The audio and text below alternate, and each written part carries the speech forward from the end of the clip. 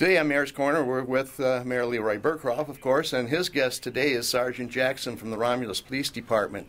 And it's been a kind of a hot topic lately, Mayor, is public safety. Even though we've improved by leaps and bounds over the years, we still have to keep growing. Well, you're right, Dennis. And I guess kind of winding back the clock for our residents, a lot of people don't realize that we were incorporated in 1970. We were a different community in 1970. And back then, more of a farming community, still had the airport. When our founding fathers started the city and the voters voted on the charter, they had us established as a 10 mil community. And at the time, there was no dedicated funding for public safety. So as we grew as a community, and things have changed since then, we used to have Wayne County Sheriff patrol the roads. In 1983, we formed our own police department, all within the general fund, or think of that same pot of money or tax dollars. And then in 1999, we formed our full-time fire department that now runs out of Station 4. Again, prior to that, it was a pay-on-call and volunteer-type system, which worked back then. So nothing critical of the past. When our founding fathers established that and the voters voted on it, it worked in 1970. So here we are today, different community with more uniques, with more demands. And as we've gone through things over the history, everybody lived through the kind of the 08, 09 downturn. I would say there's two major things that impacted financially the city at all levels. And we had the property values drop statewide, not unique to Romulus. And then over the last 10 or so years, we've also had revenue sharing decrease from the state by millions of dollars. So if you take just those two factors, and the fact that we were funding public safety out of the general fund with no dedicated dollars, we have a huge challenge here with revenue coming in. So basically, trying to make up the difference from the revenue sharing at the state level and the property values. A lot of people today, they read the newspaper, they read the internet, and they hear the economy's doing better, more jobs. We're working hard on jobs. The problem is, when it comes to revenue, Dennis, is that it would take us till 2040 to get that back because we're capped. We're Proposal A, so we can only increase those values at 5% or inflation. So it's a long, long way to go to get that revenue back just to where we were back in 08, for example. One of the things when I'm talking to people on the street is they'll say, they think, again, perception-wise, that they're paying more in taxes today. And one thing I'm proud of, and that we've been, is I think the best value in all of Wayne County. There's 43 communities in Wayne County. Of the city tax portion, we are the second lowest of any city in Wayne County. That means it's a bargain for what you're getting. So what you're paying and what you're getting is a very good bargain. Now, the challenge with that is that we've got to be able to provide a level of service at a higher level of demand as we experience economic growth, which we are, and that's a good thing. When I came in office, one of the #1 initiatives we heard from the residents is, get jobs, economic growth. That was very, very clear, which we're blessed to be working in that direction. With that does come some additional demand on the service. Yeah, we were talking before you came in with Sergeant Jackson about what it takes. Now we're going to have Amazon in here. Great, that's wonderful, and that's going to be new revenue. New dollars. But it's also going to be a strain on our police force, because that's 1,600 people a day coming through our community that our police force has to protect. So, and let's look at it that way. Number one, it's positive. It's jobs. It's a good problem to have, right? Yeah. So that's new dollars coming into our community. But it's more calls. It's more demands. It definitely is. And so, I know you see that. I hear that on the radio calls that come through. More demand. Those 1,600 employees, they're going to come across our roads. They're going to need police and fire.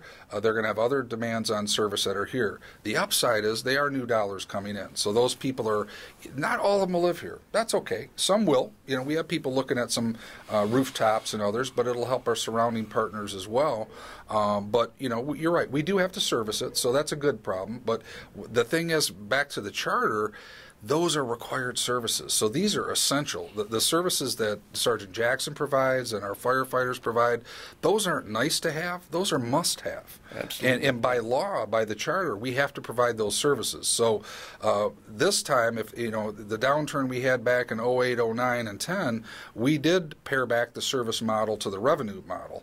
But right now, we're looking at critical services that are there. And if you're a business, if you're a resident, you pick up the phone, dial 911, you need help. And so these are essential services we're talking about.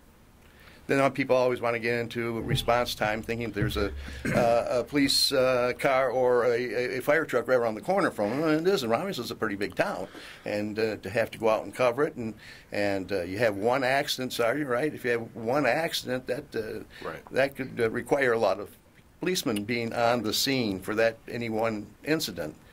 That's correct. The geography of Romulus is very challenging, an area to police. We have two major freeways running right through our city. We have an airport that literally cuts our city in half. So just in geography-wise, you're talking about 36 square miles that's cut in half with sometimes no direct route to get to any one place or another. Rewind 12 years since I've been a police officer here, our manpower numbers have been cut quite a bit. Once upon a time, we had 4 area cars and also a 2-man car to police the city. We just don't have those numbers now. So what we are still trying to provide the level of service we did with sometimes 6 officers, now we're trying to provide with fewer.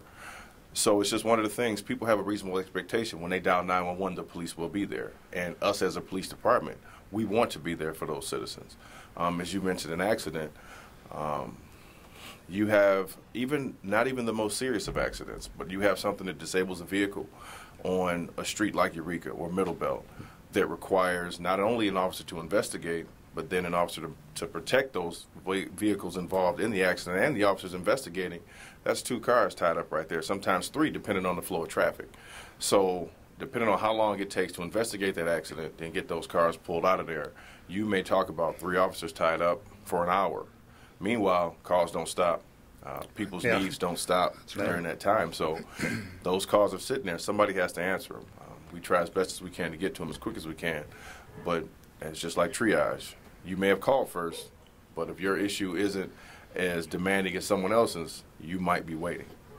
And I think that's a good point that Sergeant Jackson makes. We are doing more with less. I know when I first got involved in city government in 1997 on city council, manpower's down. The demand is up, right? It is. So if you've got revenue down, demand up, manpower down, it doesn't take a lot to figure out this is a crucial service that we need to man. The airport, for example, that he mentioned, it's a city within a city. I don't know any other community in the state of Michigan that has this. We have just under 25,000 residents and it's 36 square miles.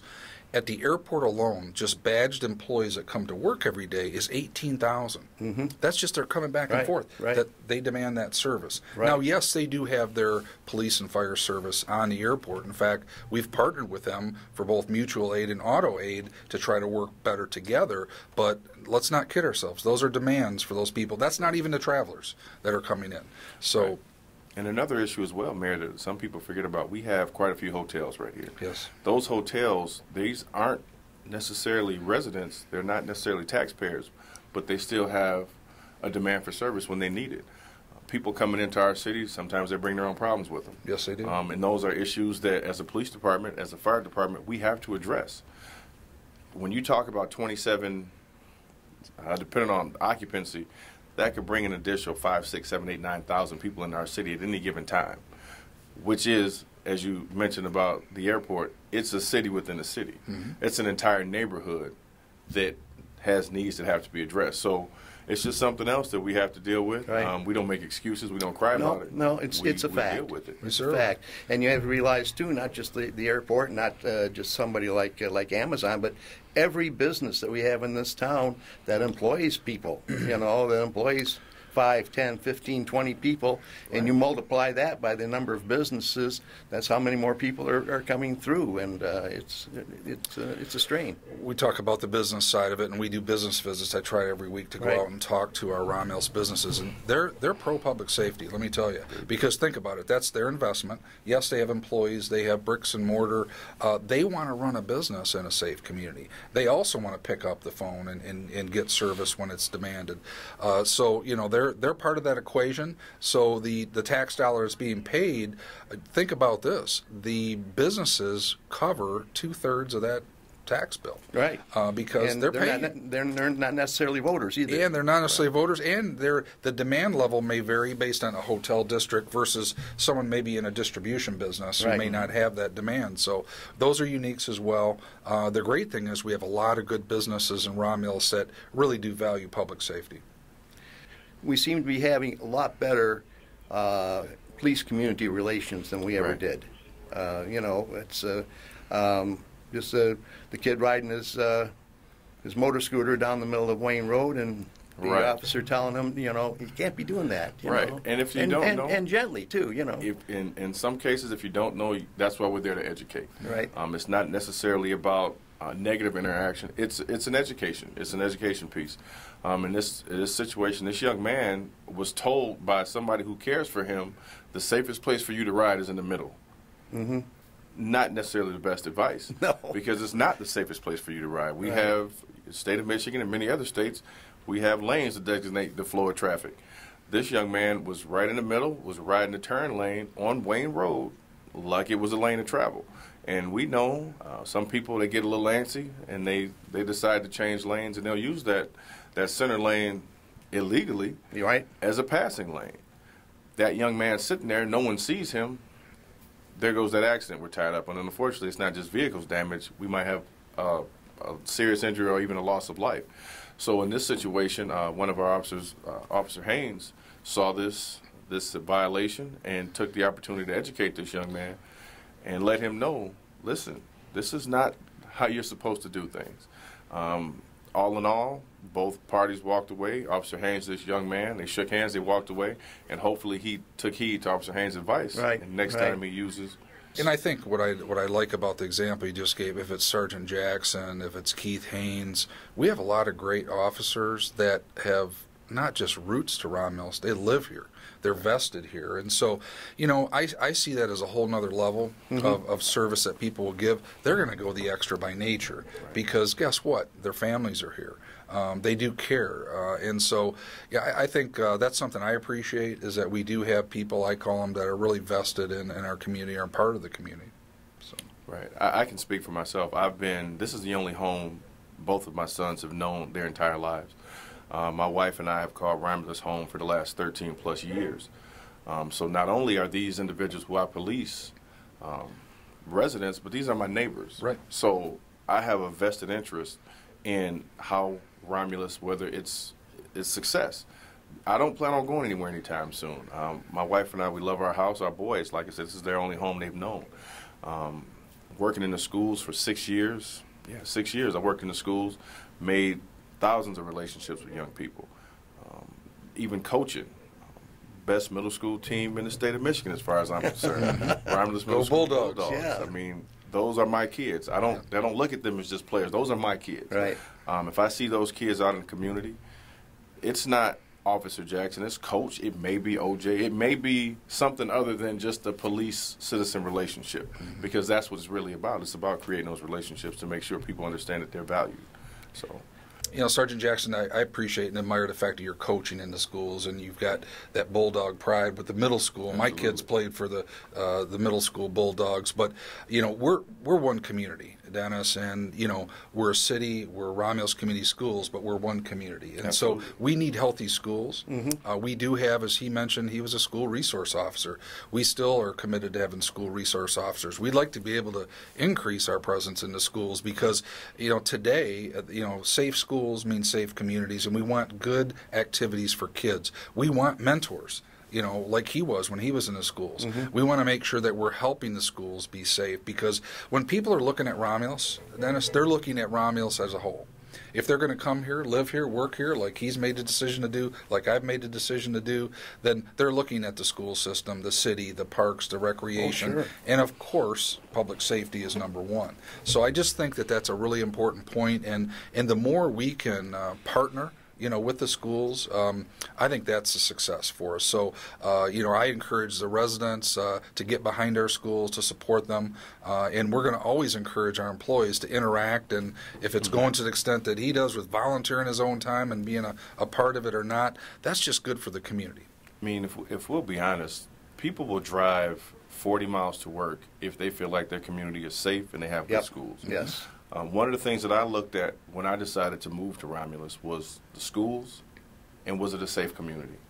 Coming from a larger city who didn't have the best schools, who didn't have the best reputation for safety, I didn't care. At that point, I was commuting 30 miles to work because I had peace of mind at home. So if it's a matter of what I'm willing to invest, is there a cost for peace of mind? I mean, I really would like to poll that. Is there a cost for peace of mind? I would like to say that I don't think it's too high when you're talking about where you decide to set up your roots, where you decide to raise a family. So it's just one of those things that as an officer here in the city and as a resident, with my neighbors, I'm willing to go that extra mile to make sure that my community is a place where people want to come and people want to stay. You need to, like you say, that peace of mind is, do I live in a safe neighborhood? Do I live in a safe town? Absolutely. And that's important. It's probably, I don't know, it might be even the priority. Yeah.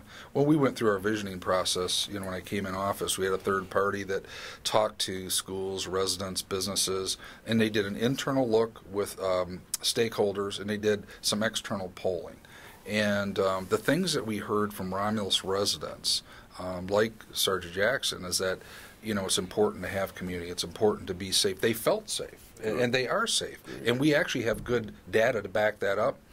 Here's what we've got to also make sure we're doing is when we called and talked to people outside the community, meaning from Jackson or Detroit or Monroe, and ask about Romulus and perception, wasn't quite as good. So we've got to work on that too. Yeah, so absolutely. we've got to show the people in the surrounding Metro Detroit area that we're committed to public safety. Right. And I think that helps. And because we need to tell our story outside our boundaries of our community. I had a meeting this morning. I was down in Wyandotte talking to some business people, and one of the things that I was pleased to hear is they said in recent years, they're from downriver perspective, they're hearing more positive things about our police department, about our city government, about our business growth. Those are good things to hear. That helps us change the perception outside our own boundaries of a community. So that's huge. People are always asking, well, okay, we've got Amazon coming in, we got this company coming in, Penske and all that, so we should have some pretty good money coming in, but it doesn't always work that way. Yeah, I mean, either. those are all great things. Yeah. And like we talked about a little bit earlier, you know, job growth, economic growth was like number one on the residents' minds when we did our visioning. And so those are good things, and those are good problems to have. But they're not solvable. So here's the situation. Remember, we have this thing called the general fund. Think of at home, you have a pot of money that you work from. It's your budget, right? And in city government, we have this thing called fund balance. That's your savings account, like you would have at home. Right. So what we've got to make sure we do is we have an adequate savings account in the city, so that, you know, to fund these services, so that we have to provide by law, by charter, so that we can pay for them. We can, if something happened, God forbid, we've got to have that money in that account to be able to do it. And so what we did in this last year in the budget, we had to cut into that savings account a little bit because we're keeping the level of service the same. Right. We are doing more with less. So what you're hearing and what you see coming up in November, Dennis, is not a solve-all. I don't want the residents to say, well, okay, it's going to take care of everything. We have to do a couple things. We still have to work on efficiencies. We still have to work on cost savings. We still have to find more technology and other ways to get the job done, but it does help from a stability standpoint. And I guess that's the point I'd like our residents to hear. From a stability standpoint, this will help us. The other kind of misnomer is once in a while I'll be talking to some groups or friends or family, and you know, everybody today thinks of in government, well, there's fat to be cut, right? There's fat. You can cut this. You can cut your way out of it. Yeah. We went through a downturn. Yeah. If you remember, after 2008, we already reduced staffing. We're already doing more with less. Are we looking at efficiencies? Yes. But what we have is a revenue problem. It's not a spending problem. Because in government, let's not kid ourselves. There's a trust issue, right? People don't trust government. So they think of, okay, there's a bunch of politicians making decisions. You know, here's the thing with this public safety initiative. It, by law, has to be spent on fire and police services. This can't go to the mayor's office. This can't go to the cable department. This can't go in anywhere else. So it has to go dedicated towards that. So that's the pretty cool part about it, is that the residents have a guaranteed trust built in to what happens. Right. Well, and I think that we're doing a very good job of explaining to our citizens what exactly they're voting for and why they should vote for it. I believe that in our city, we don't have a bunch of politicians. We have elected officials who believe in serving the citizens, not so much as serving themselves. I stand behind our elected officials for that reason, because I feel like that they've been very honest with us for a long time. Thank you for watching this edition of the Mayor's Corner. We'd like to thank, of course, Sergeant Jackson for coming in and giving us some very nice insights on our police department. A lot of people don't realize what it takes to be a cop nowadays, or what it takes to be a mayor nowadays, too. Well, and what I would like to say is, you know what, I have the utmost respect for our first responders. It's a tough job. I couldn't do that job. Think about, they're going into scenes when people are fleeing. They're going into a bad environment. They have to secure an environment before fire can go in. So it's a tough job. I've done ride-alongs with several of our police officers and firefighters. It's a tough job, and thank God we have them. Let's show them that we appreciate them by being positive and supporting them in November. And if you have any questions you'd like to ask the mayor that we can use on Mayor's Corner concerning this or any other items of interest, let us know. Give City Hall a call. We'll listen. Thank you for watching.